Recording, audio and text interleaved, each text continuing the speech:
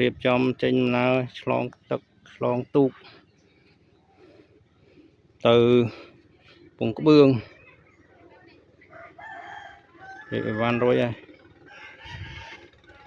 តោ025មានឌីណាម៉ូភ្លើង5គីឡូម៉ាស៊ីនកាត់ស្មៅម៉ាស៊ីនអាឈើមានធុងបាសនេះធុងបាសយកទៅច្រៀងហើយខោអាវមុងភួយអីម៉ូតូ025អីយកទៅជិះនៅពងក្បឿងហើយលក់បងប្អូនលក់ម៉ូតូ2025ទិញចេញខែ1ចេញថ្ងៃ26ខែ1ឆ្នាំ2025ឥឡូវចង់លក់វិញបងប្អូនតម្លៃចរចាគ្នាតម្លៃ2000ចរចា2000ហើយមានរៀបតេឡេដាក់យីគេមានហៅតេឡេដាក់សោការពារនេះម៉ូតូនឹងខូចទៅនេះតិចតែមខូចទៅនឹងតិច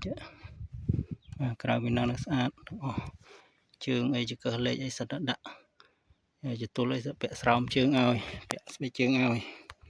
ការពារវាខូចនេះតោស្អាតបងប្អូនលោក2000ចរចាប្រើអស់កុងទ័រនេះអស់6700កុងទ័រប្រើអស់ប៉ុណ្ណឹងបាទហើយនេះសោវាមានរីម៉ូតវិញនេះ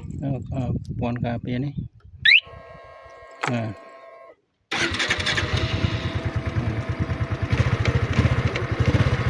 សិនមកដែរដាក់ពីម៉ាំងដាក់លេងពីម៉ាំងនេះសម្លេងពីម៉ាំង